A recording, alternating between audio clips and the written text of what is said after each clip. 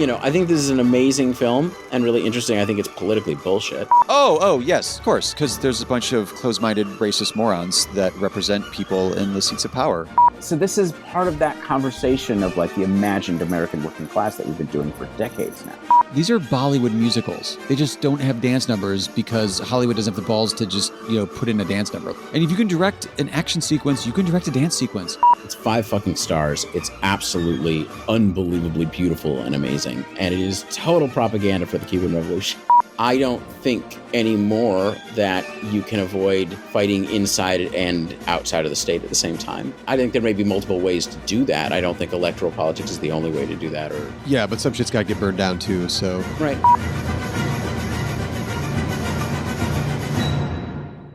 Honestly, it kind of warms my heart that somebody out there was thinking that the Watermelon Woman was a threat to like white, hetero, cis Christian culture.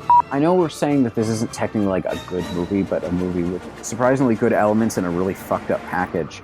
This ending, you have good characters that are entirely powerless against the unstoppable evil capitalists. Mm-hmm. Only after Avengers did Marvel movies start doing as well as Ghost. Right. Starring Patrick Swayze, Demi Moore, and some very phallic clay. Did the word pornography ever enter your mind when you were watching this film, Isaac? Nope. And I think it has the politics of cinema stamp of approval. If you want to use this as a first date movie, go for it. It seemed to have worked out for my folks. Fuck capitalism. Fuck all of this stuff. Welcome all to the Politics of Cinema. On this show, we believe that films are never neutral. There's a political as well as an artistic message captured in every film, in every country, and in every time period, and we're on the lookout for all of it. My name is Aaron Spears. And I'm Isaac Miller, and we come back into Action April. Yes, we are doing nothing but action movies this month, and we are starting with what is arguably the greatest period and place for action cinema in the history of cinema, 80s Hong Kong. And we are starting with two classics, In the Line of Duty 4 from 1989 and Above the Law from 1986. AKA Righting Wrongs. Righting Wrongs. Actually, there's AKAs for all of these. It's pretty... the names of these is a little rough. I mean, I really like... I like both of them, but I like Righting Wrongs better, actually. As a title or as a film you're talking about? As a title. Okay, what about another version of Righting Wrongs is called Fight to Win 2? Yeah, I don't think that has anything to do with anything. The In the Line of Duty, I looked that one up too. In the Line of Duty 4, AKA... Didn't that one have also a wild AKA? It does. I mean, part of the problem with Line of Duty is the Line of Duty series is really tricky because I feel like it comes out of Yes, Madam. It does. Yeah. Yes, Madam, a.k.a. Police Assassins 2, also a.k.a. Police Assassins 1. My notes got so convoluted. I was trying to map all this stuff out. I was like, wait, what? But also, Yes, Madam is badass and worth a watch. I mean, yes. I mean, I think, Cynthia Rothrock and Michelle Yeoh, and both of their first action movie roles are just so explosive. Mwah. Yeah. One of those chef's kiss ones. Because, then it switches into In the Line of Duty as a series, and then it goes back to Yes, Madam in 92 as the 8th one. It's all over the place. Wow. Yeah. I didn't actually realize it ever switched back to Yes, Madam.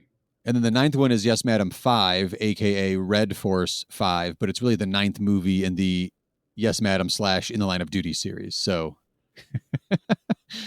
I love it. Luckily, and I've seen 3 of the In the Line of Duty movies now, including number 4.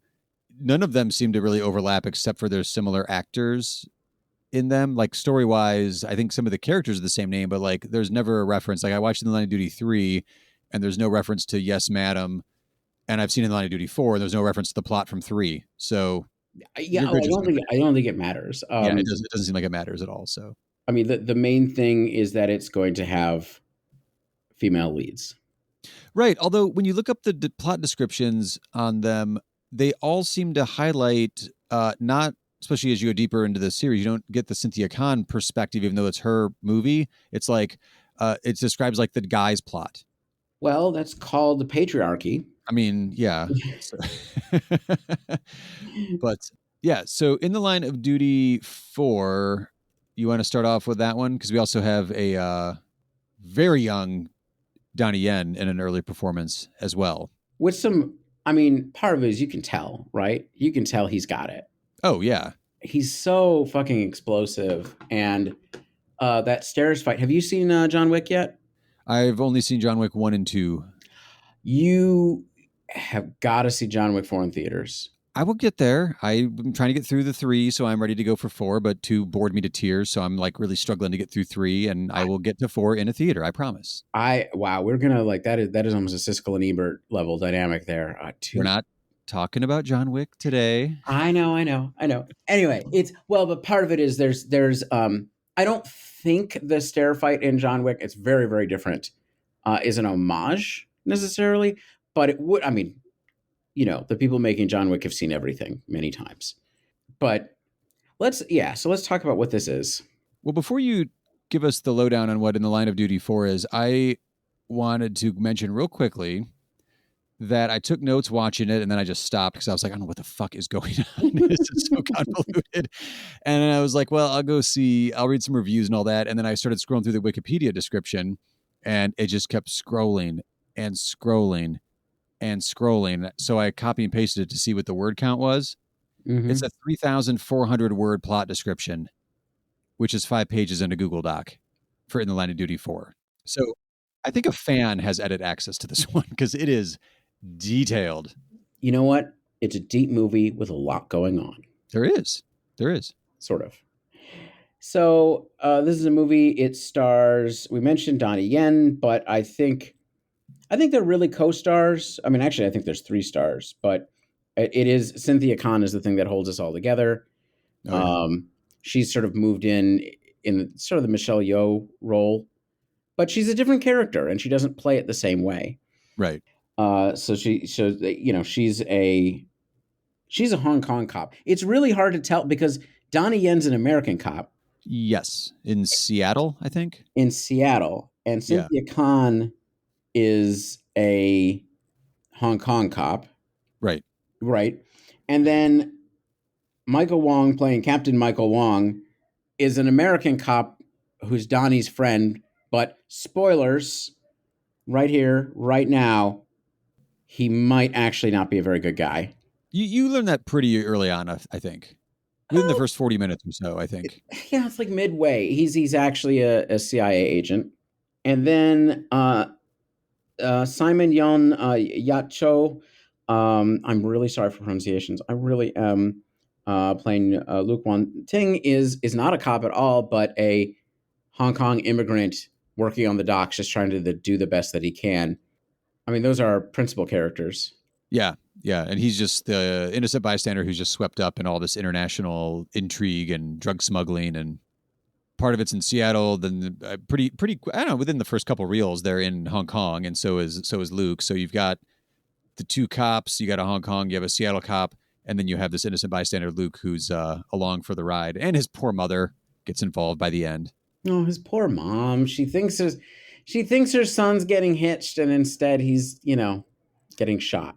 And then she ends up like a cartoon character in a Wile E. Coyote Roadrunner climax, just dangling from a string behind an electrified fence on a window by the end. But yeah, the ins and outs are baffling and really confusing because there's henchmen and there's right-hand men and there's like a fight scene every 3 minutes.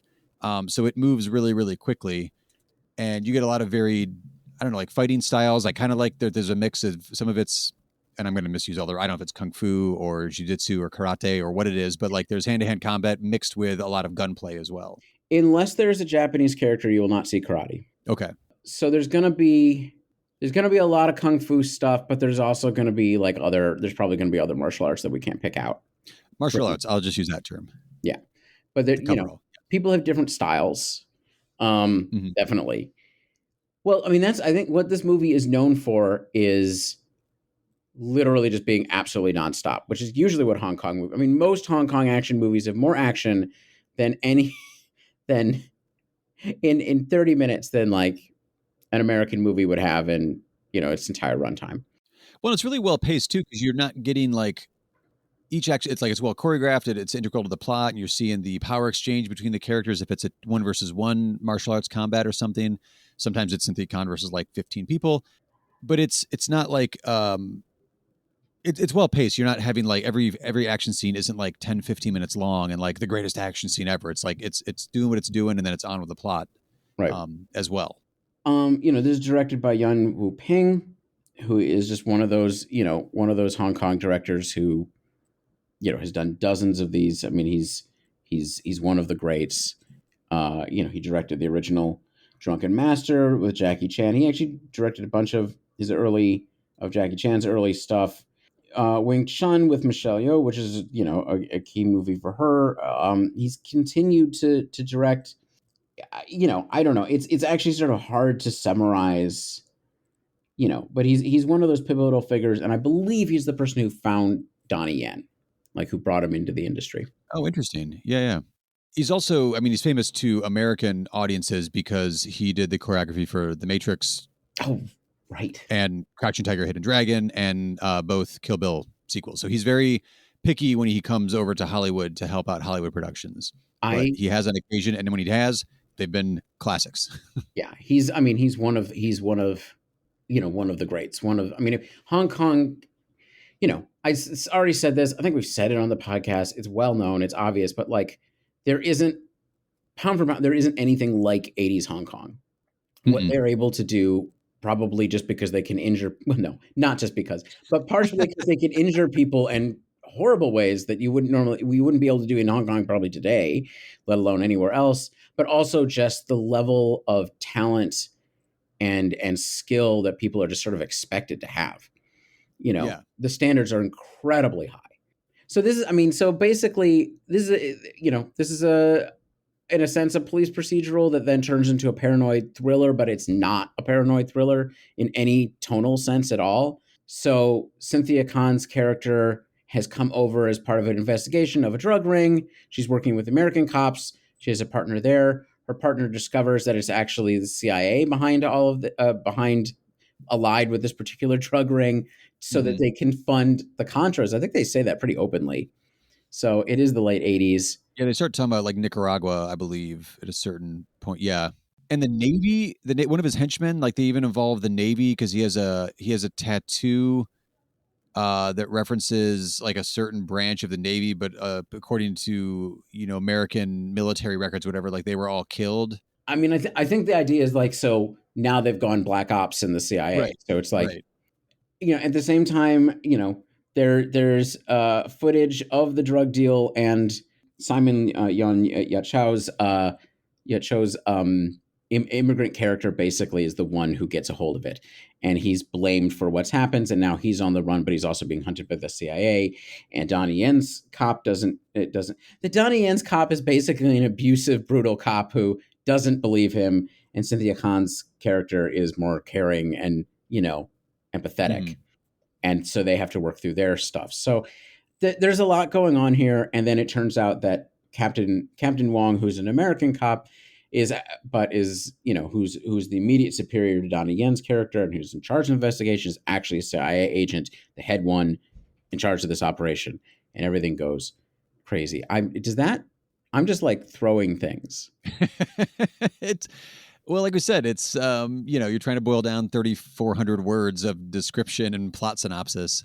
That is the overall gist. You've got a trio who are forced to work together. One of them's an innocent bystander. I mean, it's kind of playing around with that good cop, bad cop trope to a certain extent, but you've got a trio that's forced to work together to expose a wrong, but they're so part of the systems that they're a part of, being like an American cop and a Hong Kong cop, that it's like you're not looking at the system to see like here's where the bad guy is until it's like, oh shit, this is the bad guy. We have to go after this bad guy. And then on top of that, the bad guy has now kidnapped the mother of the innocent bystander. So it's heightens the dramatic elements even more until you get to the ending, which includes just like multiple knockdown, drag out, awesome martial arts fights, some with swords, some with guns, some with electrified window fencing, some of them hand-to-hand combat on the roof of a building. and an American flag used symbolically in the middle of all of that. Yeah, so I mean, this is one of the most nonstop action movies you'll ever see.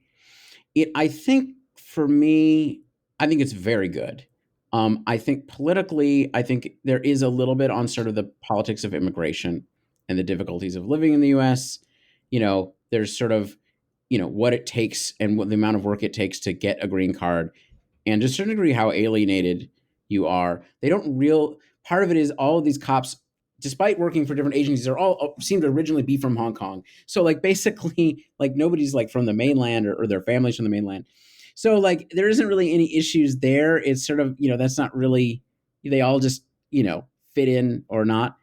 And then, there's the portrayal of the CIA as this absolutely lawless, ungoverned thing. It's interesting because there's sort of dealing with the fact that Donnie Yen is too aggressive. And frankly, though he says he doesn't want to kill a suspect, could kill a suspect, easily enough. At the same time, primarily the sort of political ire of the film, if there is any, is toward the CIA. And Oh, there for sure. isn't really any question about maybe the institution of the police as a whole. Not that I was noticing. Yeah, it's just a sort of good cop, bad cop thing. But yeah, no, the CIA is practically a lawless entity that does things unto itself. Well, because also they have like this whole office complex that the whole climax takes place in Hong Kong. Is it the embassy? I think it's Was that the supposed to be. embassy? I think it might be the American embassy. Okay. Again, it moves pretty quick. It's not entirely clear on first watch here. The setup, as you mentioned too, Donnie Yen is being, I mean, because that's also his character name. Sorry, Donnie Yen actually is the character name. Donnie Yen is the actor.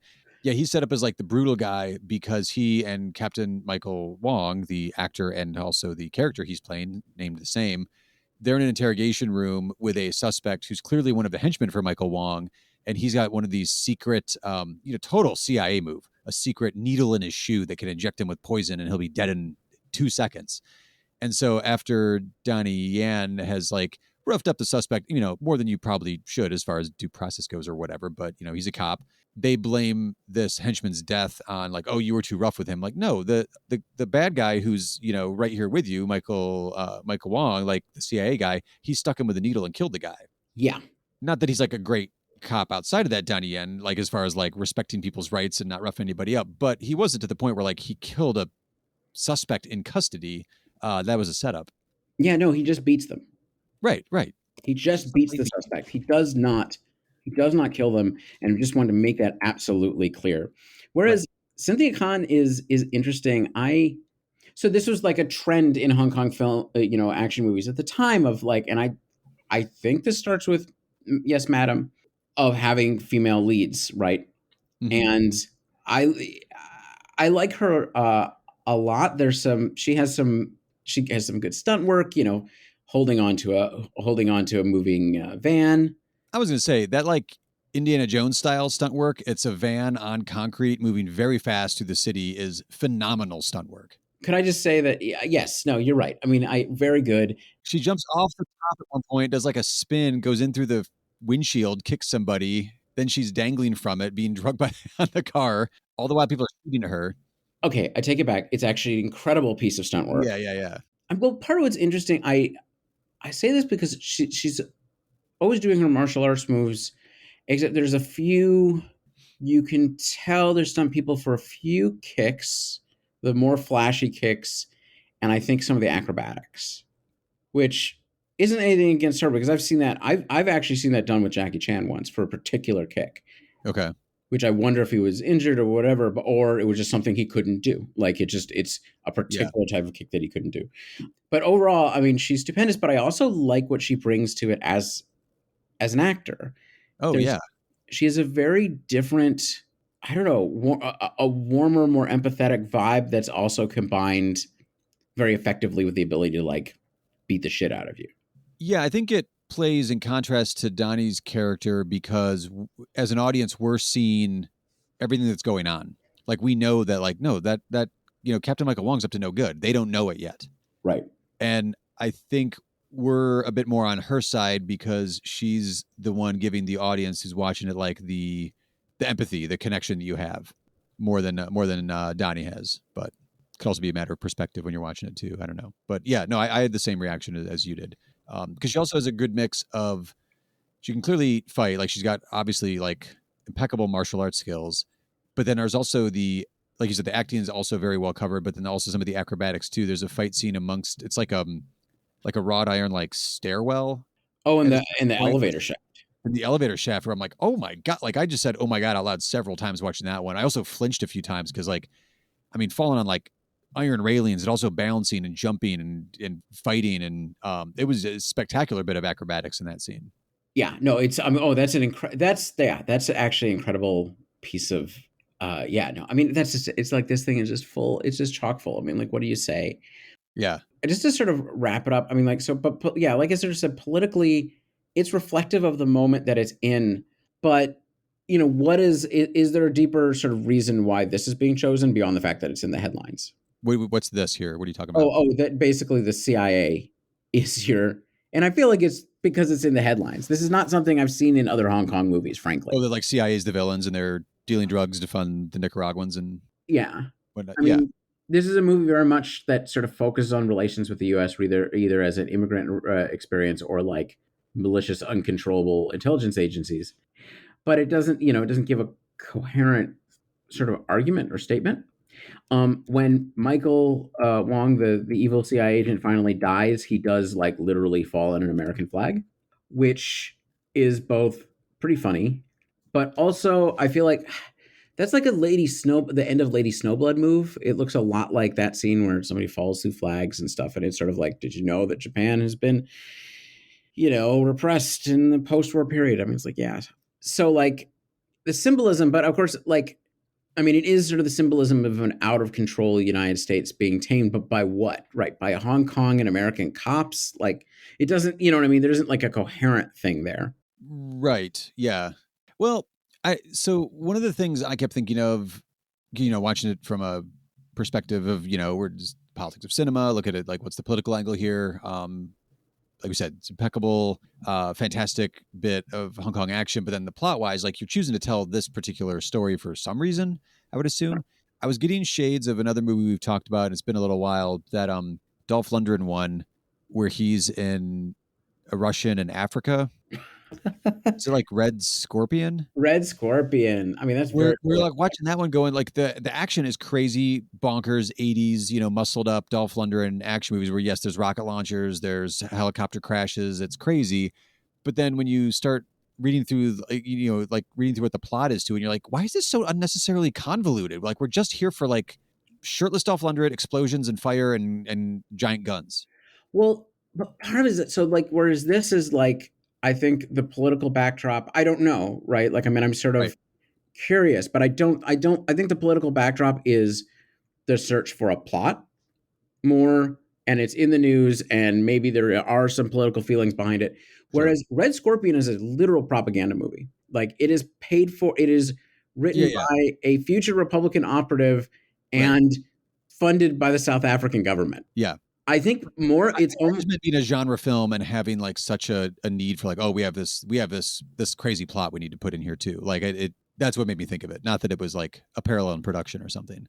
Yeah, no, I think it's just sort of, it's reflective of, how in some ways how politically charged action movies were in the 80s. Because a lot of times Hong Kong movies at a certain level are going to sort of copy, they'll borrow or copy things from American action movies at the time that are big. Mhm. Have you ever seen Magnificent Warriors from 1987? And that's like, it's a total, it's a total, it's a total Indiana Jones thing, except, with the one person who's charismatic enough to actually pull it off against Harrison Ford, which is like Michelle Yeoh. And, but they're playing with that material, right? Yeah. But I don't want to call them ripoffs in the way that, like, let's say, I don't know, an American version of this with another white guy would Hong Kong action movies, and they're riffing on this and then making it into something unbelievable. But yeah, no, I think this is it's an interesting. I mean, for a political podcast, it's sort of interesting that this is what you would choose. This is the charged atmosphere of the period. Right. But beyond that, Yeah, it doesn't feel like they're trying to slip anything in to like make a political point within the action film. Like you said, it's more like, oh, this has got some headlines. Let's do this plot. Because it's not even, you're not even, okay, here's a hypothetical. Would it be making more of a political point if it cast an American actor in the Captain Michael Wong role? Or, I'm sorry, like blonde hair, blue eyed, like, Caucasian American playing that role in the late 80s versus, Michael Wong playing that part. I mean, that's a really okay. So what are the racial politics of basically having a cast that can basically all be Hong Kong? I mean, that's a really interesting question. Well, except for like the one henchman who we mentioned gets stuck with like the secret needle in the shoe of Michael Wong. Like he's kind of a Swedish looking guy actually. It's a blonde hair, blue eyed white guy who's a henchman for the the evil CIA guy that is Michael Wong in this one. I mean, part of it is it's like a very multi-ethnic America on display here, right? Yeah, for the villains. Yeah, for the villains. I mean, there's other like white CIA people, and there's one, and one of the henchmen is black. Oh, the rooftop fight at the end. Yeah, and he's there in other parts. I mean, that plays into, which you see, basically you get the, martial artists from all over the world are like trying to get gigs in the Hong Kong action scene. Oh yeah. So, these tend to be somewhat multiracial to a certain degree. But like, yeah, no, what is the racial politics of choosing? I mean, actually, well, again, is it intentionally saying something there, or is it just like, here's the cast? Okay, what's the story we're telling? Okay, hey, you're the CIA agent. Okay, you're the Seattle cop, and you're the Hong Kong cop. Well, the truth of it is that actually, I mean, part of the thing about choosing Michael Wong for this role is he's an American citizen. I mean, he's born in the U.S. He was born in I think upstate New York. Okay. So part of what's interesting about it is he's sort of representing this multiracial America. I don't think there's a critique of it in this movie. It's just that it's easy. I guess they wanted an American actor for that role, but they probably wanted somebody who could speak, Cantonese. True. So that, that probably is part of it, maybe. Yeah. But like it, I don't know if there's inadvertent racial politics around this or politics of migration. I mean, it's a little. It's of note. it's of note. Yeah. Yeah. But it's kind of, once again, it's not clear that there's a coherent statement in it. Like you could pull things out of it. Mm-hmm. Should you pull things out of it is a different question, but that's the point of this podcast. Yeah. But like, I think ultimately it's interesting that all of that is in the mix. And I don't think whether it's intentional or not, it's part of the sort of broader meaning of the movie. And in this one, we get an ending that, all wrapped up. We get the bad guy, the bad CIA, international drug dealer, arms runner. He's dead. I think they even cover him then with the American flag at the very final scene too. It's like an overhead shot where they pull the flag over top of his dead body. Again, subtle. And then there's even a little coda on screen, I believe, isn't there? Yes. That, is found guilty and blah, blah, blah. And you're like, all right, all wrapped up. System kind of sort of works. It doesn't work actually, but some good cops can persevere. Yeah, that one little corner of the system, I guess, sort of worked. But yeah, for to go to a completely different type of ending, we can switch over to Righting Wrongs, aka Above the Law, aka Fight to Win 2, and talk about this film in which, again, as you mentioned with the other one, I don't know if you really need spoiler warnings for these types of films. I kind of feel like you do with Righting Wrongs because I did not see not just the end of the movie, but like the last 20 minutes of it, I did not see it coming. So if you want that kind of thrill to it, then, watch that one first. But I mean, I think this is actually a movie with something to say that's coherent. There's a coherent argument throughout this entire film. And it is, I mean, just spoilers. We're going straight into this. We want to talk about the whole movie. It is bleak as fuck. Very bleak. Now, granted, there's several endings now. If you can get this on, like 88 Films put out a great box set of it. If you can get it, there's a few different endings, but we're going to talk about like the main, like, I guess the official ending. Is that what you would call it? Yeah. Okay. But you also get another interesting pairing here. So this one we've got Cynthia Rothrock, queen. Well, as far as I was concerned, growing up, queen of these straight-to-video action films in the '90s when I was going to the video store a lot. But this is an early role for her in what year we got here with this one? 86. So a few years after, no, 1 year after she and Michelle Yeoh were in Yes, Madam. She's in Righting Wrongs, aka Above the Law, and she is playing. What is she? She's a senior inspector. She's a senior inspector. She is, like basically an ace Hong Kong police officer in a lot of ways. Yeah. Who has a very rigid. Well, it's sort of complicated because she's got a very rigid view of the law at the same time that, like Donnie Yen's character in the previous movie, pushes shit. Yes. Not to the same extent, I don't think. But so again, and I kind of like this trope where it's two different people, sometimes on different avenues of the law. Like in the last one, it was like, two police people, but one's Hong Kong, one's Seattle based. In this particular case, you've got a prosecutor who ends up teaming up with her, inspector character in order to, dare I say it, right some wrongs or to attempt to in an interesting way. So you have a team, a duo that's forced to work together in order to solve the central, a plot of the film. Well, except that that's only at the very end of the movie, and like part of the thing about this is I think a much more complicated movie in its perspective, right?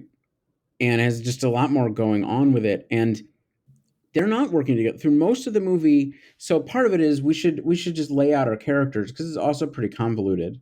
But she's not going to be the only or even biggest box office draw here because we have she's sort of a secondary lead to Yin Biao's Jason Chan, or a prosecutor who's been trained in Britain.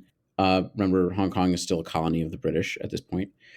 Has basically, in a very 80s style, like his mentor in Britain, who literally is giving him a speech about the relationships of a philosophy of law about the relations of humans to the law and the limits therein, right? Mm-hmm. Is shot in it's this movie.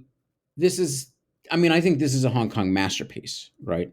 Like it's one of the great 80s Hong Kong action movies. I mean, the first scene is his mentor getting submachine guns in the middle of London and he chasing them down in a car crash and taking them out. Yeah. And once again, it's just like totally. So Yin Biao is one of the three dragons. He went to the same Chinese opera school as Jackie Chan and Sammo Hung. So these are the three of the absolute greats, and he's known for just incredible acrobatics. He's absurdly agile. He's just he's just absolutely just stunning, and he's this throughout the entire movie. But yeah, what he becomes is he comes back, and then immediately, the second scene we get is we don't know who the gangsters are yet. We're just learning who the gangsters are. We don't know who the real villain of the movie is yet, but we see a henchman go and literally bomb a family with children. Yeah. Who are witnesses that he's trying to use. And after this point, between that and his mentor, he starts doing the death wish thing. He does something that's very 70s and 80s action movie, which is taking out, being above the law. Oh, I wrote in my notes he goes full Batman. Well, except Batman doesn't kill. Well, I'm not saying it's a direct one. I'm just meant like, oh, he's done with the law. He's done with he's like, I know these people are guilty. The system does not work. Right. Yeah. Like it's to the point of like almost comedy in some ways where like the whole family is just, like you said, they're bombed like multiple generations here. You'd presume there'd be an investigation of like this is how the mob is just covering their tracks. Apparently. Oh, we'll just kill everybody. Nobody can testify. Oh, judge is like, well, okay. Case dismissed. It's like, what? Yeah. What? Like, well, so this is part of it is, I think, the thing about Hong Kong action movies in this period is they're usually, I think the way to think about them tonally is that they're in a heightened reality. And so absurd things happen. People don't really act like humans. When they move so quickly too, there's not a lot of time to be like, is that realistic? Was that really how that would happen? Like, is this how someone would react to this? You're just like, you're off and running with the next scene anyway. Yeah, well, it reminds me. You watch Rebel Without a Cause, right? And you're like, is the real problem of young white middle class males that their dad wears an apron? No, this is ridiculous. But if you just go into it and just go like, this is the world that I live in, this is the physics that I live with, and this is the reactions that people will have within the Yeah. system. Great. Mm-hmm. So he has this incredible. He's basically philosophically, there's a failure of the system to get justice, and he is trying to get it. Right. And he gets it for one. He kills one person. He kills the head of one of the criminal organizations. This is a movie also that has whereas our previous movie might have seemed like it's a thriller, it's basically a light Hong Kong action movie. This has tone, and I think it also creates danger for its characters because people die. Absolutely, which is one of the reasons it endeared itself to me, because I was like, oh, there's stakes. Like that's when I gasped at a moment we'll get to eventually. I was like, oh shit. Yeah. There are stakes here. This is fantastic. This is how you do action. So he's successful in killing the one person, and then that's pretty much when we get our introduction of Senior Inspector Cindy, which is the Rothrock character. Right. So she's around, like she's put on the case to find the killer. She's got her supervisor who's given her assignment to the case. But then when Jason Hogg goes to kill the second person, that person's already dead. So a mystery has now also starting to unfold as well. Except that a random teenager that he had met earlier is a witness to this. Mm-hmm. And this is one of the first big spoilers. Well, part of it is he's there, but Cynthia Rothrock's character is already onto him, so they have their first fight. Yes. Which is spectacular. Right. It also, because it has a Weekend at Bernie's element, because there's a dead body being flung around it a couple times during this fight too, which like not even really for comic value, but you're like, well, okay. It's pretty fascinating. So yeah, you can see who the two leads are at this point, but they're not on the same side, even though as an audience, we know what's been going on. We're like, well, these two are clearly going to be on the same side at some point. You're waiting for them to team up, or I was at least. And for me, it's like, this is sort of, so what's, this is your spoiler is that, who is our ultimate bad guy? The gangsters have been talking about their connection within the system, who actually tells them sort of what to do to a certain degree. They think they're independent, but he's more powerful, and it's with a very interesting code name. Oh gosh, what is it? It's Crown. You just were saying it's, British. There's a little relationship with Hong Kong at this point called the Crown. I hadn't even kind of interesting power dynamic there with that naming. But yeah, the Crown is really the superintendent of the police. Yeah, it's her boss. It's her direct superior. Yeah. And he is shown very early on to be absolutely deadly in hand-to-hand combat. He murders people with his bare hands. But he's there, and people don't, the kid who observed this knows this. But who's going to believe him? Nobody. Like, you're accusing the superintendent of the police, and we're like, dude, he's the head dude. Like, this is not the bad guy.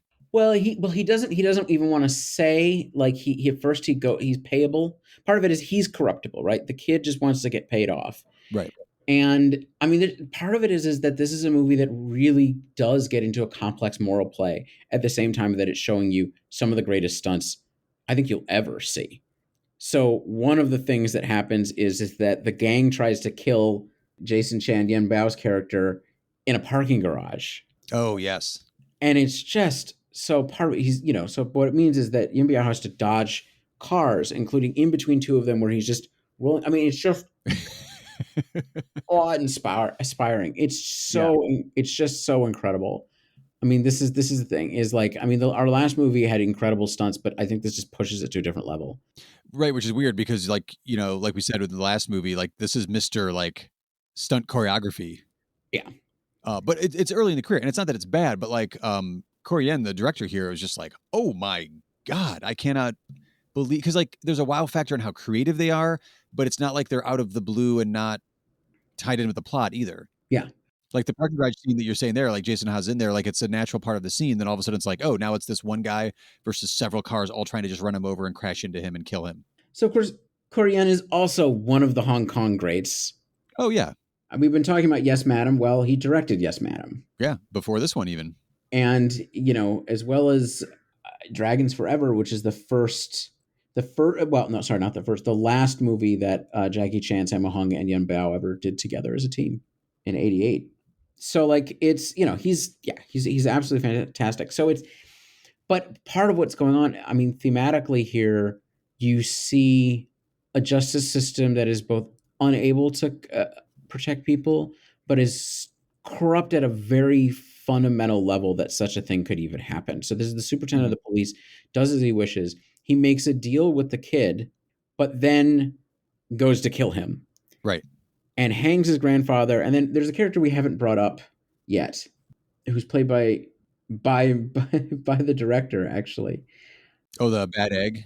Yeah, Bad Egg, who is basically the most schlubby, pathetic cop there is, and he's been forced to work with Cynthia Rothrock, who's just sort of putting. I mean, he's just consistently humiliated. Well, he's not even forced though. She picks him. She picks him because I'm going he's to work on my own. And the inspector's like, no, you need to partner with this, and she's like, that guy. Yeah, well, she's that guy because she doesn't have to deal. Like she's functionally gets to work alone because he's completely incompetent. Right, and she'll just send him off on errands and do whatever. Like, it's a bit of like it was really weird because it's sort of the sidekick comic relief character. So as soon as I was like, oh, she picked him. What are we? We got to do this now. But they don't really spend a ton of time on it. Like he's around, but it's pretty much like she sends him off to do like what seemed like pointless errands, but he also ends up inadvertently being around very important plot point issues that he can communicate back to her. But he also part of it is that his father is also a police officer, a uniformed police officer. He's plain clothes, and their relationship is actually well painted, and they're pretty cute together, right? Like I mean, that you see the affection, you see the worry that his father has for his doofus of a son, but also like a deep love, which is I think the first shocking death in this is so basically Bad Egg falls upon the apartment where the superintendent is killing the kid's grandfather and trying to kill the kid. Yeah. And saves the kid by sacrificing his life against the superintendent.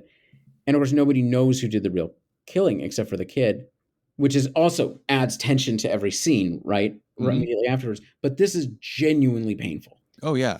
It really hurts. And then when they try to, I guess, lure in the whoever's behind all this with the kid, one of the superintendent's henchmen kills the kid as well. And you have a kind of a famous fight between Cynthia Rothrock and Karen Shepard, where they duke it out. But like by this point, this has gotten incredibly grim and hard, and eventually the two of them do team up, and they have philosophical arguments, and they sort of work their way through this. But she goes off to take out the superintendent on her own. They don't actually effectively work together. I mean, they're officially teamed up though. That's all. Yeah, like we as an audience, we know they're on the same side, going towards the same end. Right. Well, part of it is she still has not bought into his philosophy to Yin Biao's philosophy around the law. Right. She still believes in doing things by the book, and that the system can work. The system can work, and what happens to her? So but she's also, incredibly cocky. So she goes to confront the superintendent on her own. She has a fight in an aircraft hangar that he owns or something. He just, all the guys that are working in there are his henchmen. Yeah. And great fight sequence too.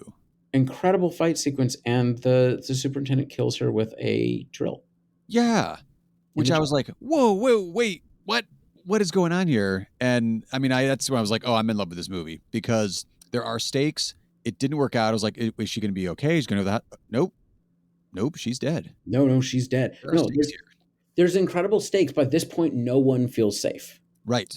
Which is a great way to go into your climax when you're like, oh, we're killing main characters here. Okay.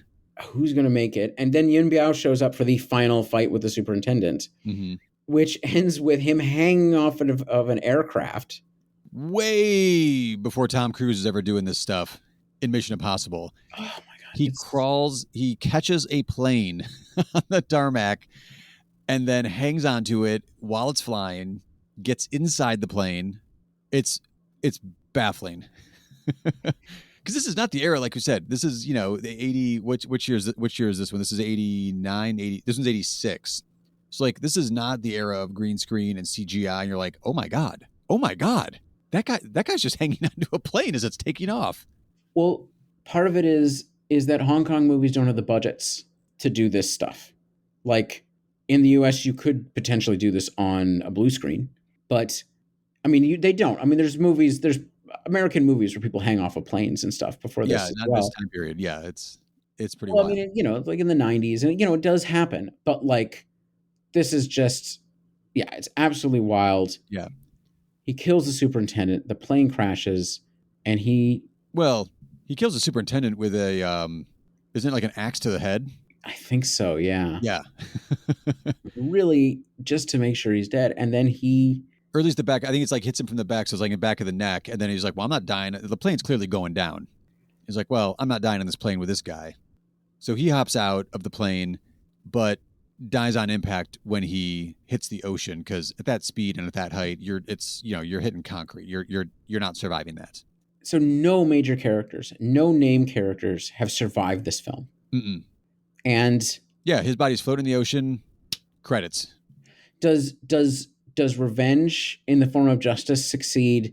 Does justice and the system succeed? Nothing succeeds. Nothing at all.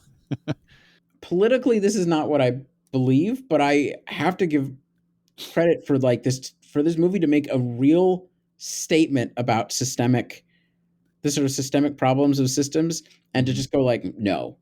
Yep. Capital B bleak, like you said, but also fully, it's a satisfying ending. Like narratively speaking, you're like, yeah, this seems about how this would go. Oh, I think it's superbly structured, actually, Yeah. as Yeah. a movie. And like you're saying, like they build tension really well. They don't do expected things. They don't create the alliances that you expect to happen until they do happen. And instead of, like in our previous movie, those team ups, meaning that the good guys are going to get together and do this, they're not coordinated. I mean, if they'd gone in together, they could have probably both made it out there alive, but That's they didn't. true. Yeah, that's true. And part of it is that they have underlying philosophical differences they cannot get over. Mm-hmm. So this is Right, because they stick to their, like you said, they stick to their own philosophical arguments. Like, no, this is what I believe. You're not like changing just to team up, just to like, well, I'm going to bend my rules, my moral code, just to take out this bad guy. You're like, well, I'm going to do it my way. I'm going to do it my way. Like they stick to it, and it's believable, and there's a commitment to the characters. right. Yeah, which is why I think it feels very satisfying, even though it is bleak and no one's around for, righting wrongs 2 or Above the Law 2. Also, it makes Above the Law, in my opinion, a better title. Yeah. For this particular one. Oh, so I like righting wrongs, but fair enough. Yeah. So I just want to give a shout out to Melvin Wong Gamsam's work as the superintendent. Not only does he sell being absolutely physically terrifying, Mm-hmm. like, I mean, just brutal, but I think he sells the absolute confidence in his control over the system and his ability to manipulate the system and to stay above any punishment for what he does. I mean, he kills systematically and has no concerns because nothing's going to stop him. Right. Well, I guess it's probably about wrap-up time, Isaac, as we've gone through both of these films. Any final thoughts on the two of them together, or I guess even separate? So this is a weird thing. We have a tradition on the podcast of doing fun double features that you wouldn't think of. This is not one of those episodes. Well, for you, I watch these as a double feature. Fair enough. I mean, I sort of chose these based on the fact that they're two Hong Kong movies with political undertones or overtones, really. Yeah. But like totally different ones and totally different approaches to it. One of them is like a blatant rip from the headlines approach, and the other one is like underlying corruption and brokenness of society. I mean, neither of them are subtle. So, I mean, they both paint a picture of, like, I guess, quote unquote, the system, meaning the police or the authority figures, as being the source of crime. Well, one of them, I would say, yeah, one of them, the CIA. More so, but I mean, part of it is admittedly like kind of because like I don't know, like the part of it is the CIA is an external authority figure, right? Like Well, I these are, mean, within the movie, but like it's more of an authority figure than you or I. I meant like it's still like a system of like law enforcement, I guess, yeah. is where Well, the crimes are coming from in both of these. yeah, I mean, yeah, no, I mean, like the CIA thing is more like, is a critique of American empire, right? As it is, Yeah. as a sort of default, you know, at a point of the sort of covert wars of the Reagan years. It just seemed like a very easy thing to do. I mean, there's Hong Kong movies that play off of Vietnam. There's Hong Kong movies that play off of all these things, not necessarily with any sort of like politics you would expect. I mean, you usually ask me if these are leftist movies, and I would say in both cases, no. True. I mean, I had in my notes. I was still going to, but yeah, no. Yeah, I think it's like one of your responses before was like I think leftists would respond to them or respond to the film, but it's not made from that perspective. Clearly, Yeah. yeah. And then, I mean, righting wrongs is very much taking, the themes of the 70s and 80s cop movies to their extremes. And I think maybe the bleak nature of the ending for Righting Wrongs, aka Above the Law, feels like very 70s cop movie to me. Yeah. So that really hit. I did want to mention also because we're wrapping up. So picture the production for Righting Wrongs. It's done. The film's edited. It has its premiere. I don't remember reading this. I feel like it was one of the Cynthia Rothrock YouTube videos I watched where it does its premiere and it gets booed, I guess, by the audience. Like the audience reaction is like, "What the fuck is this ending?" So Cynthia Rothrock stops filming China O'Brien in the States, I believe, was where she was filming, and then flies to Hong Kong to shoot this additional happy ending that I have not seen because it wasn't in the version I watched.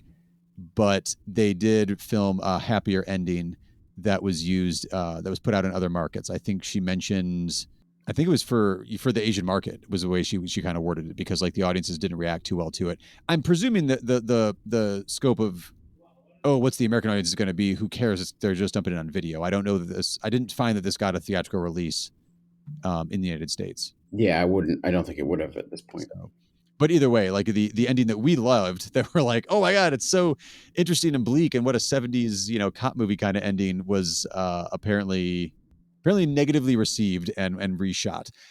And if anybody's seen the ending or the way we described it just a moment ago, it's not really one that you can reshoot and be like, and they lived happily ever after, because Rothrock's dead.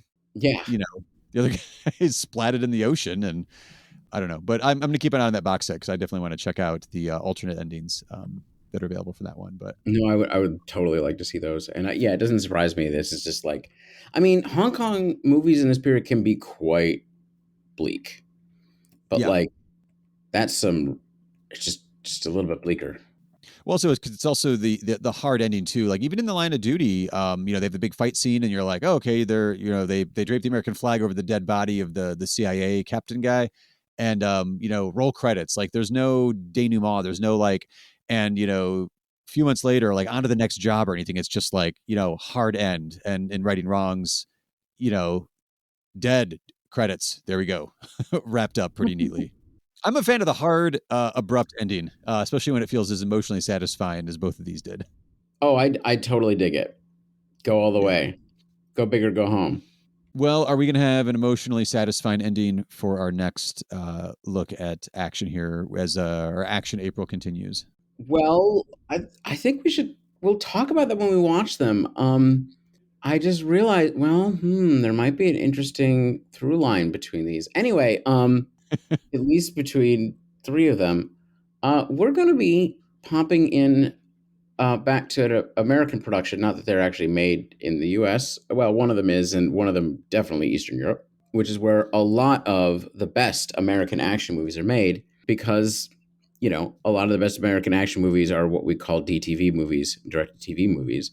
And in this case, we're going to be looking at the last two films in the Universal Soldier franchise, the storied and deeply heartfelt. Sorry, it just tickles me that we're as many years as we are into this podcast, Isaac, with our political approach to cinema, and we're into Universal Soldier territory. Not because we're out of options to watch and we're just scraping the bottom of the barrel, but because you've been talking about DTV and Universal Soldier for a while, and we're finally getting to them. So, I would suggest before this episode, what we're going to be covering is the last two, both directed by John Hames, Universal Soldier Regeneration and Universal Soldier Day of Reckoning.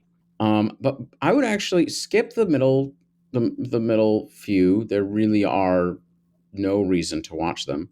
But I mean, I think Michael Jai White is in the first sequel, so like that's second sequel, so that's cool. But it's actually worth it to watch the original Universal Soldier, directed by Roland Emmerich. It's from the early '90s. It's plenty of fun. And this is actually, one of these days we might cover this for the podcast because it is an actually incredibly political movie, but it's Roland Emmerich doing it. So like the themes it's just, Yeah, I bet. But when Himes took over, and these are direct to TV movies, basically, right? Or the things that you have had to, order. Now that doesn't really exist because we're in the streaming era.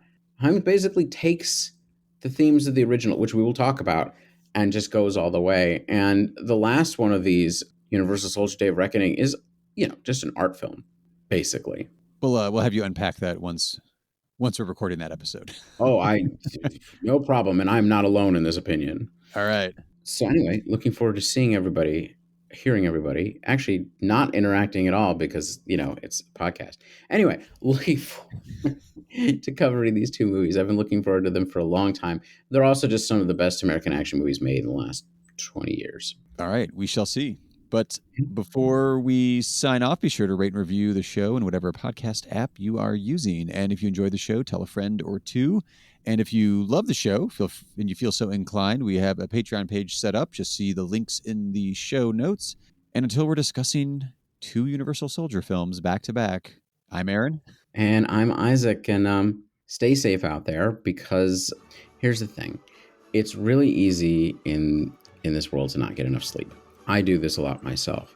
But if you use heavy machinery or drive or ever cross streets or use any sort of vehicle or really do almost anything, it's actually kind of dangerous. And I've been discovering that the hard way the last few weeks as I desperately try to get through a PhD program on the quarter system with not nearly enough sleep. And I'm really surprised I haven't been hit by a truck.